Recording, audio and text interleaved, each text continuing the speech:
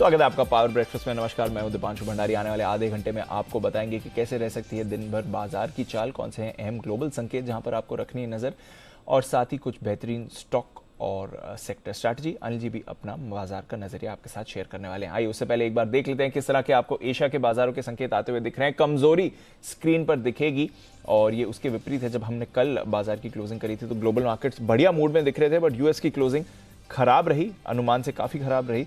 और उसके बाद आप देख रहे हैं कि आज सुबह एशिया पर भी प्रेशर बना हुआ है। 50 अंक नीचे आपको एसजीएक्स निफ्टी दिख रहा है। जापान के बाजार एक दिन की छुट्टी के बाद खुले हैं, वहां पर ज्यादा प्रेशर है। बाकी के एशिया के बाजारों में भी सुस्ती है और अमेरिकी फ्यूचर्स भी इस समय कुछ ज्यादा खास एक्शन दिखा नहीं रहे हैं। क्या है वजह इस कमजोरी की? साल का पहला ट्रेडिंग सेशन कैसा रहा अमेरिकी बाजारों के लिए? आइए पूरा विश्लेषण करते हैं नुपुर के साथ। Nupur, good morning. कल जब हम क्लोज हो रहे थे तब तो इतनी पॉजिटिविटी थी अमेरिका के बाजार की तरफ से, हुआ क्या एक्शन शाम में? काफ़ी कुछ हुआ है, काफ़ी ज़्यादा उतार चढ़ाव था। दिन के निचले स्तर से 300 पॉइंट मतलब रिकवरी भी थी वहाँ पर, लेकिन फ्लैट बंद होते दिखे। डाउ और नैस्डैक की बात करें तो वहाँ पे 0.7% की गिरावट नजर आई कि जो बड़े टेक स्टॉक्स थे वहाँ पे काफ़ी ज़्यादा कल गिरावट थी। रिसेशंस की चिंता वहाँ पर है। अगले महीने जो फेड की पॉलिसी आने वाली, वहाँ पे अब सबका यही अनुमान है कि 0.25% की हाइक आ सकती है, करीबन 25 बेसिस पॉइंट की हाइक वहाँ पर आ सकती है। दिसंबर का जो मैन्युफैक्चरिंग पीएमआई का डेटा आया था उसके बाद हमने गिरावट देखी थी कल के अमेरिकी बाजार में। पिछले महीने से देखें तो पिछले महीने 47.7% के आसपास था, वो गिरकर 46.2 हुआ जो दिसंबर का मैन्युफैक्चरिंग इंडेक्स जो पीएमआई आया वो। और दिसंबर का जो मैन्युफैक्चरिंग इंडेक्स है उसमें जो गिरावट है वो मार्च 2020 के बाद इतनी तेजी से गिरता हुआ कल हमें नजर आया। टेक स्टॉक्स में काफ़ी ज़्यादा गिरावट थी, नैस्डैक में सबसे ज़्यादा गिरावट थी, वहाँ पर रिकवरी कम नजर आई। एप्पल के स्टॉक में इंटरेस्टिंगली कल 0.4% की गिरावट थी, क्योंकि 2021 के बाद पहली बार $2 ट्रिलियन के जो मार्केट वैल्यू उसके नीचे ये स्टॉक बंद होता हमें दिखा, क्योंकि जो खबरें आई है उसके अनुसार कंपनी ने अपने प्रोडक्शन में कटौती की है, जिस हिसाब से डिमांड जो है वो कमज़ोर है, तो ये स्टॉक कल दबाव में था।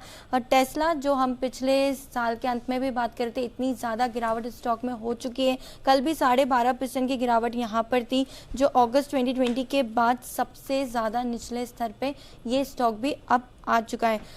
यहाँ पर भी जो क्वार्टर एंड का और ईयरली डेटा आया था डिलीवरीज का, वो अनुमान से कम था, तो आपको इस स्टॉक में भी जो डिमांड की जो कमज़ोरी नज़र आ रही है उसी के चलते ये स्टॉक में भी कल गिरावट थी।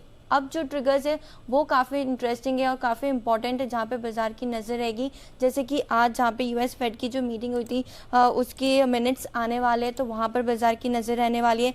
कल देखे तो जो ट्रेड डेटा है यूएस का वो आते देखेगा, जहाँ पे बाजार की नज़र रहने वाली है। और काफ़ी सारे जो फेड के प्रेसिडेंट हैं उनकी स्पीचेस भी है कल, तो वहाँ से रिसेशन पे और जो मॉनेटरी पॉलिसी है उस पर जितनी भी हाइक्स आती है उस पर कोई भी अगर कॉमेंट आता है तो उस पर बाजार नज़र रखेगा। फ्राइडे के दिन आखिरी दिसंबर महीने का जॉब्स डेटा भी आएगा, तो वो भी एक इम्पॉर्टेंट रहने वाला है। हालांकि यूरोप के बाजार में कल इतनी गिरावट नहीं थी, इनफैक्ट वहाँ पे काफ़ी ज़्यादा मजबूती नज़र आई थी। आधे से 1% तीनों के तीनों इंडेक्स कल बंद होते दिखे थे।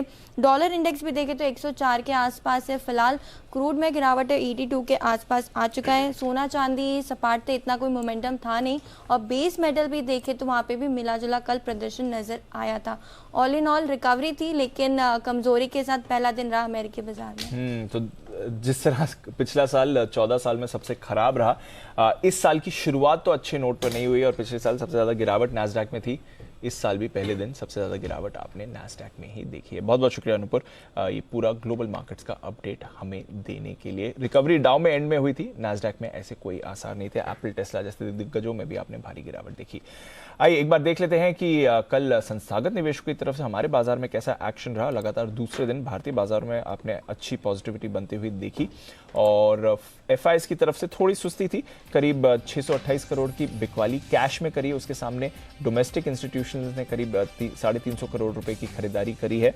वायदा कारोबार की बात करें तो 666 करोड़ की इंडेक्स फ्यूचर्स में बिकवाली थी और एक हल्की फुल्की बिकवाली 150 करोड़ की स्टॉक फ्यूचर्स में एफआईएस की तरफ से आपने आती हुई देखी। तो कुछ ज्यादा खास आंकड़े नहीं थे हमारे बाजारों के लिए। जहां तक एफआईएस की पोजीशनिंग का सवाल है, हल्का फुल्का ही एक्शन आपको बनते हुए दिखा फंड्स के लिहाज से। पर आज आपको कहां पर रखनी है नजर? कल तो पॉजिटिव ग्लोबल संकेत थे, पर आज जो थोड़ी कमजोरी आ रही है, एसजीएक्स निफ्टी भी 50 अंक नीचे दिख रहा है। हमारे बाजारों के लिए क्या रहेंगे इसके मायने, कौन से इंपॉर्टेंट लेवल्स, क्या करें आज आप, आइए जानते हैं जी बिजनेस के मैनेजिंग एडिटर अनिल सिंघवी के साथ।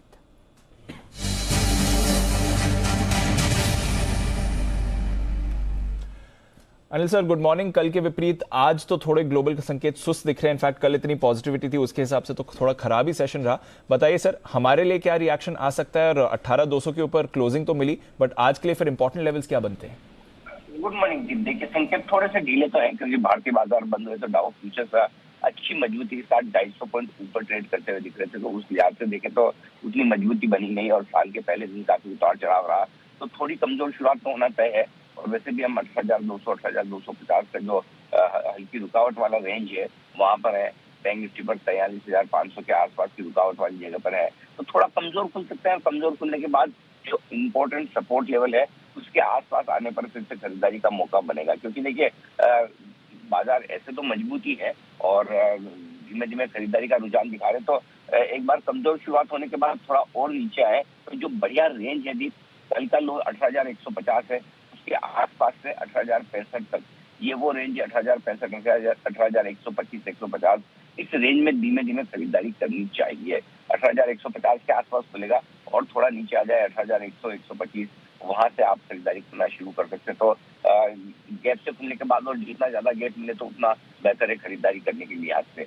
ये रेंज होगी आपके लिए सपोर्ट के तौर पर। ऊपरी स्तरों पर 18,300, 18,350 रुकावट का काम करेगी आपके लिए। बैंक निफ्टी का जहां तक सवाल है, 43,400 के आसपास हम बंद हुए हैं। 43,150, 43,250 ये पहला सपोर्ट है आज के लिए, और इसके नीचे अगर गए तो ही दिक्कत है। लगता नहीं कि 43,000 के नीचे बैंक निफ्टी जाएगा, तो इस रेंज में ही सपोर्ट लेकर इस रेंज में हल्की फुल्की खरीदारी करने की राय होगी। ऊपरी स्तरों पर एक बार 43,500 को अगर पार करके टिके तो उसके बाद 43,625 से 43,850 ये वो रेंज होगी जहां पर आपको प्रॉफिट बुकिंग आते हुए दिखेगी। तो मेरे ख्याल से रेंज बाउंड ट्रेड रहेगा। जैसा साल के पहले दिन अमेरिकी बाजार ने दोनों तरफ का ट्रेड दिखाया, वैसा ही भारतीय बाजार भी दोनों तरफ से ट्रेड दिखाने के आ रहे, तो ऐसे में गिरावट के साथ शुरुआत हो, अच्छे लेवल पर बाजार में हल्की फुल्की खरीदारी करने का मौका देख सकते हैं, और ऊपर आने पर वापस से प्रॉफिट बुकिंग भी, तो दोनों तरफ के ट्रेड हमारे यहाँ भी मिल सकते हैं। तो दोनों तरफ के ट्रेड्स मिल सकते हैं। ग्लोबल सुस्ती है, डिप आएगा पर उसका आप फायदा भी उठा सकते हैं और ऊपरी स्तरों पर वापस मुनाफा वसूली भी करें। बहुत बहुत शुक्रिया अनिल जी, ये सारे स्ट्रैटेजी और लेवल्स हमारे सामने रखने के लिए। ऑफ कोर्स 8 बजे पूरा डेटा और पूरी डिटेल्स के साथ अनिल जी की मार्केट स्ट्रैटेजी भी समझेंगे। बढ़ते हैं आगे और जान लेते हैं कि खबरों के दम पर आज आपको कहां पर एक्शन आ सकता है। अरमान है मेरे साथ तैयार। अरमान, गुड मॉर्निंग। बताएं एक तो आज के अहम ट्रिगर्स कौन से हैं और फिर और कुछ अपडेट्स आए हैं, स्पेशली फाइनेंशियल्स फिर से फोकस में रहेंगे, उनके बारे में भी बताएं। बिल्कुल। सबसे पहले अगर आप बात ट्रिगर्स की बात करें तो सबसे पहले आईआरबी इंफ्रा पे आपको ध्यान रखना होगा, क्योंकि जो बोर्ड मीटिंग में स्टॉक स्प्लिट पर जो है विचार करने वाले हैं बोर्ड। ऑटोमोटिव एक्सेल्स जहां पर क्यूमेंस का जो ओपन ऑफर है वो बंद होता हुआ दिखेगा। एवनमोर कैपिटल एंड मैनेजमेंट जहां पे कंपनी एनएससी पर ट्रेड करना जो है शुरू करेगी। 10:30 बजे कैबिनेट की बैठक है। आईपीओ के हिसाब से रेडियंट कैश मैनेजमेंट जिसकी आज लिस्टिंग होने वाली है। Q3 बिजनेस अपडेट्स हैं जिसमें आप एचडीएफसी लिमिटेड, जिसमें कंपनी ने बैंक ने जितने लोन, एचडीएफसी लिमिटेड की बात कर रहे हैं अपन, तो वहां पर अगर अपन लोन जितने दिए हैं वो लगभग 19% का वहां पे उछाल है। हालांकि जो ग्रॉस डिविडेंड आया है वहां पर भी उनको बढ़िया ग्रोथ देखी गई है, लगभग 195 करोड़ से बढ़कर वो 482 करोड़ के आसपास आती हुई दिखी है। इंडसइंड बैंक यहाँ पर एडवांसेज में Q3 में एडवांसेज में लगभग 19% की बढ़ोतरी है, और वहीं अगर डिपॉजिट्स की बात करें तो वहां पर भी 14% की बढ़ोतरी है। वेदांता लिमिटेड Q3 में एल्यूमिनियम का अगर आप उत्पादन देखेंगे तो वो लगभग 2% घट कर आया है। हालांकि अगर इंटीग्रेटेड सेलेबल मेटल का उत्पादन देखेंगे वहां पर भी ओवरऑल सेम ही बात है, 2% की वहां पर भी आपको कटौती दिखेगी। एवेन्यू सुपरमार्ट Q3 में अगर आप स्टैंड अलोन आय देख रहे हैं वहां पर स्टैंड अलोन आय में लगभग आपको 25% की बढ़ोतरी है, और 31 दिसंबर तक देश में कुल स्टोर की संख्या अगर आप ओवरऑल देखेंगे तो 306 हो चुकी है। पंजाब एंड सिंध बैंक यहां पर भी एडवांसेज में 17% की बढ़ोतरी है और डिपॉजिट्स में 9% की बढ़ोतरी है। इक्विटास स्मॉल फाइनेंस बैंक की बात करेंगे तो वहां पर आरबीआई ने एसबीआई एफएमएल को अधिकतम 9.99 लगभग 10% हिस्सा खरीद की अनुमति मिल चुकी है इनको। पीवीआर और आइनॉक्स और सिनेलाइन अंत पर इन सब पे आपको फोकस रखना होगा, क्योंकि मल्टीप्लेक्स कंपनियों के लिए एक राहत आती हुई दिखी है। सिनेमा हॉल में खाने पीने की चीजों को लेकर जाने का मामला था और उसमें सुप्रीम कोर्ट ने यह कहा है कि सिनेमा हॉल मालिक की निजी प्रॉपर्टी है और सिनेमा हॉल कि अपने नियम तय करने के हकदार है, इसलिए इन सब के लिए ये बढ़िया खबर आती हुई दिखी है। बिल्कुल, तो आज पीवीआर आइनॉक्स पर तो स्पेशली फोकस रहेगा ही। अब वो अपने जो भी मामला था कि आप बाहर का खाना ला सकते हैं या नहीं, इनके पक्ष में ही फेवर आया है और ये जिस दाम पर बेचना चाहते हैं उस दाम पर बेच भी सकते हैं। बहुत बहुत शुक्रिया अरमान, ये सारे अपडेट्स और खबरें हमारे सामने रखने के लिए। तो इन सभी काउंटर्स पर आपको रखनी है अपनी नज़र। आइए फिर आज के लिए ट्रेडिंग कॉल्स क्या क्या हैं ये भी जान लेते हैं। चॉइस ब्रोकिंग की तरफ से करते हैं शुरुआत। IRFC लगातार एक्शन में रहा है। कल तो सारे रेलवे स्टॉक्स में हमने बढ़िया मूव्स आते हुए देखी थी। IRFC आज खरीदारी की राय आ रही है चॉइस ब्रोकिंग की तरफ से। स्टॉप लॉस रहेगा आपका 32.5 और टारगेट रहेगा आपका 36.4। आज भी मोमेंटम में काउंटर देख सकता है। आनंद राठी सिक्योरिटीज, इन्हें पसंद है नैटको फार्मा। कल हमने फार्मा में भी थोड़ा रोटेशन देखा, कई सारे फार्मा स्टॉक्स एक्शन में थे। नैटको में आप खरीदारी करके चल सकते हैं। यहां पर आपको स्टॉप लॉस लगाना है 550 550 और टारगेट रहेगा आपका 585 का। सेंट्रम ब्रोकिंग, इन्हें भी एक फार्मा कंपनी ही पसंद है और वो है सिंजीन इंटरनेशनल। इसमें भी कल हमने थोड़ा मोमेंटम बनते हुए देखा, आज फॉलो ऑन बाइंग के आसार हैं। स्टॉप लॉस लगाइए 581 का और आपका टारगेट होगा 610 610 रुपए का। आइए इसके साथ ही हिमांशु गुप्ता साहब ने भी हमें कुछ स्ट्रैटेजी भेजी है आज के ट्रेडिंग एक्शन का। जहां तक सवाल है ये भी आपको बता देते हैं। कुछ काउंटर्स हैं जहां पर आपको रखनी है नजर। सबसे पहले तो इंडेक्स की स्ट्रैटेजी से ही करते हैं शुरुआत। निफ्टी, यहां पर आप खरीदारी करें। थोड़ा डिप आपको आते हुए दिख सकता है क्योंकि गिरावट के आसार हैं ओपनिंग पर।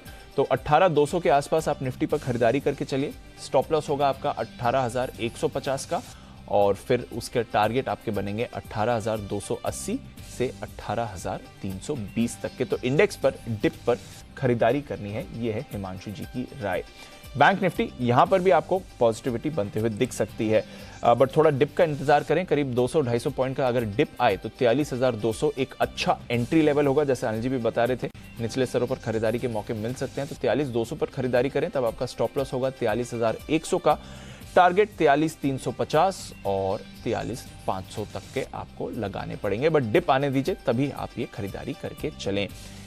स्टॉक स्पेसिफिक बात करें तो टाइटन, कल भी हमने मोमेंटम में देखा था, बाय कॉल आई थी, आज भी आपको मोमेंटम दिखा सकता है। 2700 का टारगेट होगा, खरीदारी करके चलनी है। डिप पर रहे तो और भी बढ़िया मौका है। 2585 2585 ये होगा आपका स्टॉप लॉस टाइटन में खरीदारी के लिए।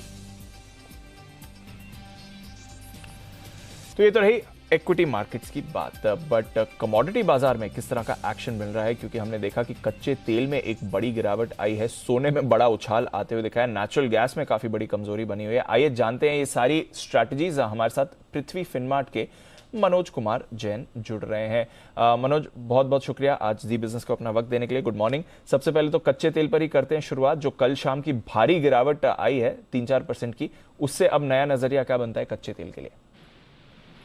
Good morning Deepanshu. बिल्कुल, जो IMF की तरफ से ग्लोबल ग्रोथ के कंसर्न शोज किए गए थे, उसके बाद हमने डॉलर इंडेक्स में एक मजबूती आते हुए देखी थी और उसी के चलते कल कच्चे तेल में बड़ी गिरावट देखने को मिली थी। लेकिन WTI अपने सपोर्ट्स लेवल $76 के बेहद करीब फिर एक बार आता हुआ नजर आया है। तो लो लेवल्स पर फिर एक बार यहाँ पे सपोर्ट जो है वो देखने को मिल सकते हैं। हमारा मानना है कि $76 जो WTI के लिए यहाँ पे होल्ड रहेंगे और भारतीय बाजारों में भी 6400 के स्तर पर यहाँ अच्छे सपोर्ट्स देखने को मिलेंगे। तो आज के सत्र में MCX जनवरी कॉन्ट्रैक्ट में 6420 के स्तर पर बाइंग की सलाह रहेगी। 6350 का एक स्टॉप लॉस रखें और ऊपर में लक्ष्य फिर एक बार 6550 तक का देखने को मिल सकता है। ओके, तो ये है आपके लिए कच्चा तेल। यहाँ पर आपको डिप पर खरीदारी करने को मिलेगी, वापस आपको एक्शन आते हुए दिख सकता है। बुलियन मार्केट में गोल्ड और सिल्वर दोनों में हमने बड़ा एक्शन देखा है। गोल्ड ऑफ कोर्स काफी तेजी से भाग चुका है। यहाँ पर कुछ स्ट्रैटेजी आपकी गोल्ड सिल्वर में? बिल्कुल, यहाँ पे भी पॉजिटिव मोमेंटम बना हुआ है। कल सोने ने इंटरनेशनल मार्केट में 6 महीने के उच्च स्तर दिखाए थे और चांदी भी 8 महीने के ऊपरी स्तरों पर पहुंचती हुई नजर आई थी। हालांकि डॉलर इंडेक्स में लौटी तेजी से थोड़े ऊपरी लेवल्स पर प्रॉफिट बुकिंग देखने को मिले थे, लेकिन ओवरऑल मोमेंटम अभी भी सोने और चांदी का काफी पॉजिटिव है, टेक्निकली भी और फंडामेंटली भी। तो चांदी में यहाँ पे बाइंग की सलाह रहेगी। मार्च कॉन्ट्रैक्ट में 69,400 के स्तर पर 68,850 का एक स्टॉप लॉस रखें, लक्ष्य 70,400 का रखें। ओके, तो चांदी में खरीदारी करके चल सकते हैं, डिप का इंतजार करें। वापस 70,000 के ऊपर जाने के पूरे आसार सिल्वर के लिए आ रहे हैं। 8 महीने की ऊंचाई पर ट्रेड हो रहा है। बेस मेटल्स में क्या पसंद है आपको ट्रेड के लिए?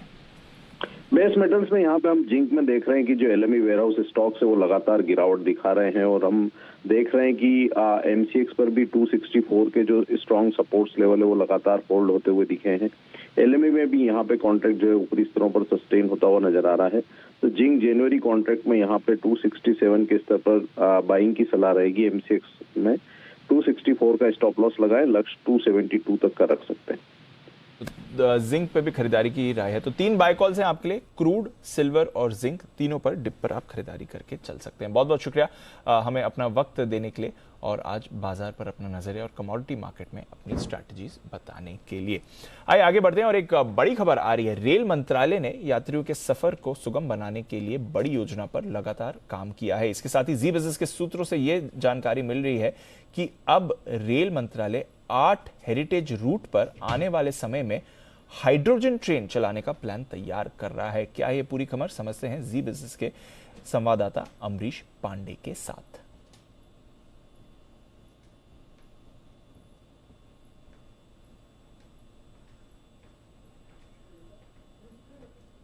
नया प्लान बनाया जिसके अनुसार जो हेरिटेज रूट्स है, यानी कि देश के जो 8 हेरिटेज रूट्स हैं, उन पे हाइड्रोजन से चलने वाली ट्रेन चलाने का प्लान सरकार ने बनाया है। और इस योजना पर रेलवे ने काम भी शुरू कर दिया है। जो हमें जानकारी मिली है उसके अनुसार 2025 तक इन सारे रूट्स पर जो ट्रेनें हैं वो हाइड्रोजन से चलने लगेंगी। इसके पीछे एक बड़ी वजह ये है कि इन रूट को चुनने के पीछे एक बड़ी वजह यह है कि यहाँ पर जो मौसम है वो पूरे साल लगभग मॉइस्चर के साथ रहता है, यानी कि हाइड्रोजन के मिलने की और बनाने की संभावना वहाँ पे ज्यादा आसान है। साथ साथ जो ट्रेनें होती हैं उन पे बहुत ज्यादा लोड नहीं होता, वहाँ पे लोग सिर्फ टूरिज्म के लिए जाते हैं। इसलिए उन ट्रेनों को चलाकर रेलवे अपने जो पूरा नेटवर्क है उसमें पायलट के तौर पर इसको इस्तेमाल करेगी। अगर हम इन 8 रूट्स की बात करते हैं तो ये पूरे जो 8 रूट्स हैं वो लगभग अलग अलग हिल स्टेशंस को लेकर हैं, और इन पे जो ट्रेनें चलेंगी वो विस्टाडोम कोच से होंगी। और जो पूरी ट्रेन का सेट होगा, यानी कि इंजन से लेकर पूरे जो डिब्बे होंगे, इन सब में प्रोपल्शन होगा, यानी कि इंजन में जो हाइड्रोजन से चलने के लिए जो बदलाव किया जाएगा, साथ साथ जितने भी डब्बे होंगे उन पर भी प्रोपल्शन होंगे, यानी कि लगातार उसकी जो एनर्जी वो बरकरार रहे और थ्रस्ट उसको मिलता रहे इंजन को। उसके लिए सारे जो जरूरी बदलाव है वो किए जा रहे हैं और 2025 तक इसको चलाने की योजना है। इसके अलावा एक और अहम जानकारी हमारे सूत्रों से मिली है, वो ये है कि 2023 यानी कि इस साल के अंत तक सरकार जो रेल मंत्रालय है वो ब्रॉड गेज पर, यानी कि जो शहरों में ट्रेनें चलती हैं, बड़ी लाइन की ट्रेनें जिसको हम आम तौर पर बोलचाल की भाषा में कहते हैं, उन पर भी हाइड्रोजन से चलने वाली ट्रेन शुरू करने की योजना बना रहा है। और जो जानकारी हमें मिली है उसके अनुसार जो पहला ट्रायल होगा वो हरियाणा के रेवाड़ी में शुरू किया जा सकता है। इसके लिए जो इंजन का डिजाइन है और जो ट्रायल है वो चल रहा है ऑलरेडी। कर्नाटक में इसको ये पूरा डिजाइनिंग बनाई जा रही है। जी ओके, तो ये आपके लिए बड़ी खबर जो आती हुई दिख रही है। रेलवे पर अब हाइड्रोजन ट्रेन चल सकती हैं और इसी साल से ये लागू होने वाला है। तो बड़ी खबर अमरीश हमारे साथ शेयर कर रहे थे। एक और बड़ी खबर आई है, ट्रैवल क्षेत्र से ही जुड़ी हुई है, बट उतनी अच्छी खबर नहीं है कंपनी के लिए। ट्रैवल और होटल क्षेत्र से जुड़ी टेक कंपनी ओयो होटल्स के आईपीओ में और देरी होने वाली है, क्योंकि शेयर बाजार के रेगुलेटर सेबी ने कंपनी को बड़ा झटका दिया है। सेबी ने ओयो की पेरेंट कंपनी ऑरवेल स्टेज का ड्राफ्ट पेपर लौटा दिया है। सेबी ने कंपनी के कुछ अपडेट्स के साथ फिर से आईपीओ लाने को कहा है। सेबी ने 30 दिसंबर को ही कंपनी को ड्राफ्ट पेपर लौटा दिया था। सेबी ने कल अपने वेबसाइट पर यह जानकारी दी है। तो इंपॉर्टेंट अपडेट आ रहा है कि ओयो के आईपीओ में अब देरी होगी, क्योंकि उनका जो डीआरएचपी है, ड्राफ्ट आईपीओ अर्जी है, उसको लौटा दिया गया है। कुछ चेंजेस, बदलाव करने के लिए इन्हें कहा गया है।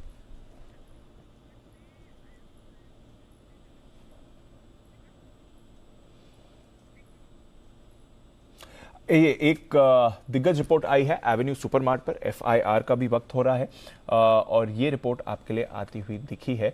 आपके लिए 3 ब्रोकरेजेस की तरफ से। तो सिटी, इन्हें पसंद है एवेन्यू सुपरमार्ट, इनकी तरफ से अपडेट भी आया था। सिटी सेल रेटिंग दे रही है 3500 का आपका टारगेट रहेगा, वहां पर बदलाव नहीं हुआ है। मॉर्गन स्टैनली, इनकी ओवरवेट रेटिंग है, टारगेट में बदलाव नहीं हुआ है 4590। और एचएसबीसी, इनकी होल्ड रेटिंग है, बट टारगेट कट हुआ है 6000 से, टारगेट कट होकर 4500 का किया गया है। एग्जैक्टली 4000 पर है, तो आपके सामने 4500 के आसपास के 2 टारगेट हैं और 3,500 का एक टारगेट आ रहा है। तो बुल वर्सेस बेयर कैंडिडेट भी बन जाता है एवेन्यू सुपरमार्ट। यहाँ से पहले 3,500 आएगा या पहले 4,500, ये देखना पड़ेगा, बट ये काउंटर आज आपके रेडार पर रहना चाहिए। Brokerage report FIR Avenue supermart पर आपके लिए आती हुई दिख रही है। पावर ब्रेकफास्ट में बस इतना ही, बट बने रहिए जी बिजनेस के साथ। कुछ खास प्रोग्रामिंग आ रही है। एक तो ट्रेडर्स डायरी आने वाला है, 20 दमदार कॉल्स आपके लिए कहां पर आप कर सकते हैं निवेश और ट्रेड के मौके। बट इसके साथ ही आज सुबह 11 बजे आप हमारे साथ जुड़ना मत भूलिएगा, क्योंकि आपके चहेते ग्लोबल मार्केट के एक्सपर्ट अजय बग्गा साहब होंगे। हर महीने की शुरुआत में हम एबी ऑफ ग्लोबल मार्केट तो करते हैं, आने वाले महीने का आउटलुक लेते हैं, पर क्योंकि ये साल की शुरुआत है तो ये वाला शो और भी स्पेशल होने वाला है, क्योंकि इस साल का आउटलुक आपको हम बताएंगे। तो एबी ऑफ ग्लोबल मार्केट्स 11 बजे आप हमारे साथ जुड़े रहिएगा। चलिए, पावर ब्रेकफास्ट में बस इतना ही। जुड़े रहिए जी बिजनेस के साथ। ट्रेडर्स डायरी आ रहा है बस 2 मिनट में आपके लिए।